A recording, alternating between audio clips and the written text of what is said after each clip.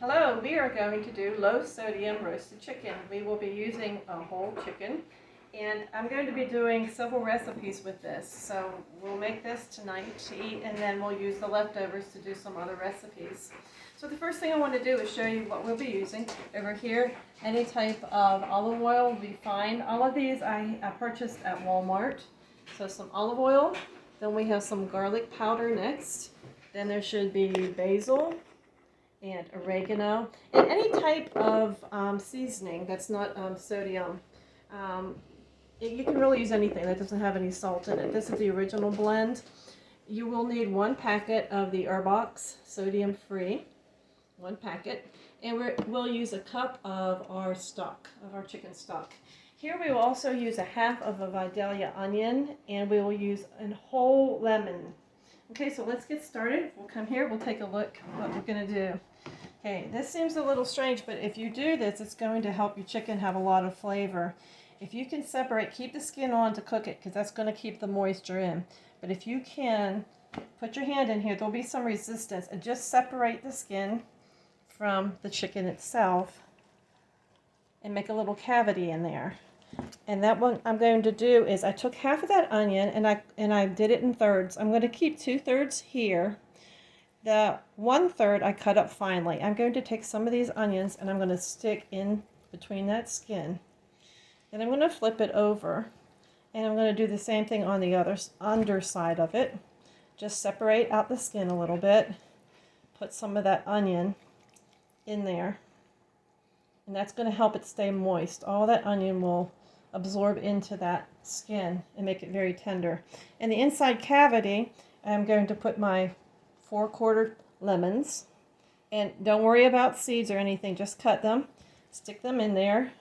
If it's a small chicken, you may only need 3, and then take the other 2 onions that you have. You can break these down a little bit if you wish and shove them in there too. That is going to keep this so moist. I also have taken a pat of butter, which is maybe a teaspoon, and I'm going to slip that inside of there too. I did a couple thin slices of butter. This is the no salt butter. And I'm going to do the same thing here with the skin. I'm going to slip one underneath, and I'm going to flip it and slip one underneath here too. Keep it moist. Okay, now that that is done, we're going to use our olive oil. And I want to give it a coating of that. What it's going to do is it's going to make it brown and also keep it moist. So this does not have any sodium in it. Just going to take a little bit and kind of pour on here. And you want to rub it in very well on the legs, on the body, on the wings. Also turn it over carefully. And we're going to do it on the other side too. Okay. This is going to be really important. All of this is going to make this so moist.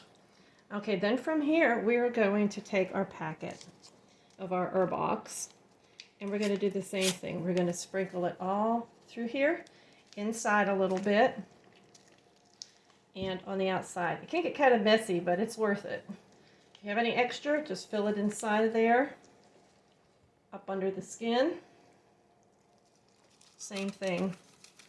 And then with our other seasonings that we have, 1, 2, 3, 4, we're going to do the same thing. We're just going to coat this through. And then we're going to take a cup of our chicken stock, and we are going to put it in our Instapot. If you do not have an Instapot, put that cup of stock into a pan that you can put foil over tightly, or if you have a Dutch oven or maybe a roaster with a lid, it has to have a lid on it to cook. Okay, but you will do the same procedure here. So once I coat it with these seasonings generously, I will put it in that pot, and then I'll cook it for about 30 minutes. Check your directions on your pots to see what it will take to get this thoroughly cooked. And when we come back, we'll show you what it looks like and what we're going to do with it. Okay, so while that chicken is cooking, we're going to make some sides. And I'm using the no salt added green beans. This is from Walmart. It's organic. And a can of those, drained. And then I'm going to put in some oregano and just a little bit of black pepper. Now what I used as the base here is the beef, unsalted beef stock. I'm from Swanson, and I use a cup of that. and that's going to give you your flavor. Also, the onion that we had left, I had saved, and half of that onion, I used half of it, so it would be a quarter of an onion. I chopped it real fine and put it in with my beans. Now, while we were waiting, I went ahead and cooked this down, and you can see in there that the onions are going to cook up, okay, in the beans, and it's going to be so flavorful. That's all you need. Okay, my other side here is I have mashed potatoes. I have instant mashed potatoes here just for speed and to get it done. You could do a baked potato because our chicken is going to have gravy with it, or you could do regular potatoes. But here I used instant. If you're going to do that, do not follow the box recipe. If you notice on there, it will say as packaged and as prepared. And if you look at your sodium, there's a really big difference. Okay, so we are going to do it as packaged as dry because we are not going to follow these directions. So what we're going to do is we're going to be putting in about 2 cups of water, okay, and then we'll follow the directions as compared to how much flakes that you need, and we'll put a pat of butter in. We'll follow that, but do not add the salt. That's where all that sodium comes from. We will not add the salt because we're going to be putting gravy here. So it should just be water, the flakes, a little bit of milk, and a pat of butter, and that's it. Use a whisk to stir it around because you do get it where it's going to be kind of more like real potatoes.